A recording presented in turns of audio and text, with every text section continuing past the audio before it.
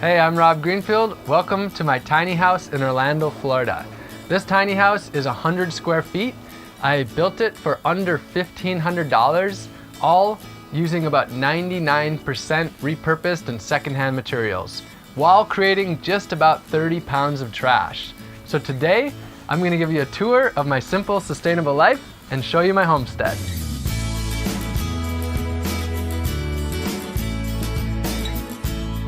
So as you can see, 100 square feet is pretty small. It's just 10 by 10.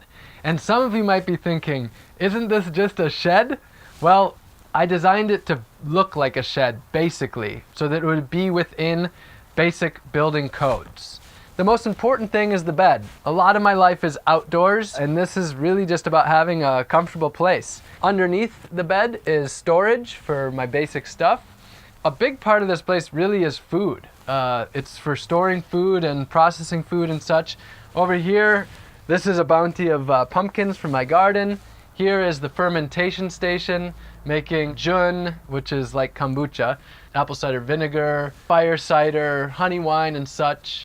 Here I have my bookshelf, a lot of books about how to grow food and live sustainably. And then if we come over here, a lot more food. My project that I'm focusing on right now is 1 year of growing and foraging 100% of my food. And so that's really the centerpiece of everything that I'm doing while I'm here in Orlando for about 2 years. So fruits and veggies that I've harvested from my garden and from foraging. Up here, honey from my bees. I harvested about 75 pounds of honey, somewhere around there this fall. I don't have a whole lot of possessions. I aim to live pretty simply. This is all my clothes on this shelf and then some of my basic items. So the desk I built out of leftover materials from the build and pallet wood. 99% of this house is built with secondhand materials and repurposed materials. The floors, for example, were from a house that flooded, and this was stuff they were getting rid of, throwing away.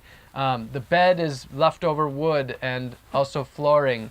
The burlap that I'm using for the walls is from a leftover craft project. One thing I should mention is the house isn't 100% done, so a bit of a work in process still, but good enough to be able to show you the place. Really important thing is my deep chest freezer. This year I'm growing and foraging 100% of my food, so this is a really important thing for being able to store a lot of food. And that brings me to electricity. My original plan here was to live off the grid like I did in my first tiny house in San Diego. But with this project, I found that it just wasn't quite the right match to be completely off the grid. And I'm only using about $100 worth of electricity per year.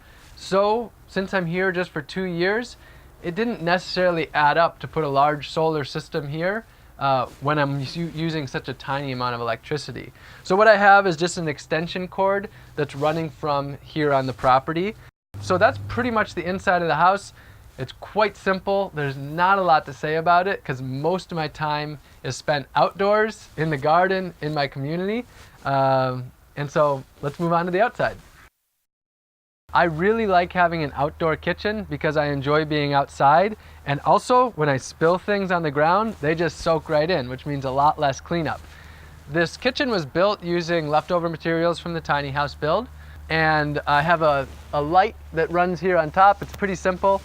Has a battery, which I can either charge using my small solar panel, or it can be charged inside. I actually have 4 ways of cooking food. The first is a not sustainable form, and the other 3 are renewable energy forms. So the first one is just using a basic propane camp stove. I'm working to move away from that completely so that I'm using all alternative energy. The main replacement for that is a home biogas stove. So this actually converts food waste into methane, which can then be used to cook with, and I'll show you that.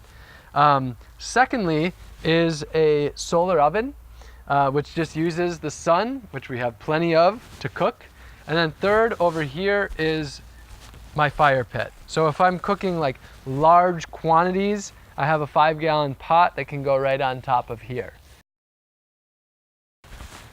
So this is the biogas. It works like a human stomach in many senses. So one thing that happens when we eat, one of the byproducts is gas, of course. So how can you trap that gas and actually use it for something good? How it works is you simply put food waste into it. I get a lot of food waste from a local restaurant. Simply put the food waste into here. It goes into the stomach. There's bacteria in there, and the byproduct of their digestion is gas. So this up here is a bladder that holds the gas. It's pressurized to push it down. And then just out the back, there is a pipe that goes over to the kitchen and delivers the gas to the stove. Another great byproduct of this system is a bucket full of fertilizer, really nutritious for the plants. So here's the sink. It's extremely simple. This is a 55-gallon barrel in the back, and that holds rainwater. And then it's just gravity fed. I use a biodegradable, gray water safe soap so that this water doesn't have to go to a sewage treatment plant. Instead, what happens is it goes just down the drain, and then there's a tube that just goes out the back, and then back there I have bananas, which are really water-loving plants. So this water, all the water that goes through the sink, doesn't go off-site to a waste treatment plant. Instead, it actually grows food on-site. Also back there, I have my compost bin. The reason I really like my compost bin right there is I can actually toss food in standing right here. So it's really easy to access. So I create very minimal garbage. The little bit of actual trash that I do create, I just put in the trash can of the property. But mostly food waste, yard waste, paper, cardboard, all of that can go right into the compost bin, and that is used to grow food rather than be somebody else's problem. Also here is my drinking water. So it's a pretty great system. It's called a Berkey, and this can be used for purifying rainwater, water from lakes and rivers, or city water. I have my rainwater barrels right here behind the house. I simply stick a pitcher down here, and then my rainwater is purified to be delicious and great for drinking. Rainwater harvesting is very easy, not complicated at all. The water just falls down onto the roof, into a gutter. Instead of having a downspout, I have a rain chain. The water just falls into this barrel, and then it's stored right there. Really simple as that. I have multiple barrels, and they're just simply connected by a pipe. So this might be the part of my homestead that I'm the most excited to show you. This is a 100% closed loop composting toilet system. You have two toilets, this one for going pee and this one for going poop. Pee is a bucket, a 5-gallon bucket under here that's filled with water. It's used for about a day, and then basically the pee is diluted by about a 10-to-1 ratio. That water is then simply dumped onto fruit trees, bushes, and such to grow food. Poop goes into this one. How it works is you simply sit down like you would on any other toilet. After you go, instead of flushing, you simply add sawdust to cover it up, and it's amazing that all you need to do is cover it up, and then there's no smell.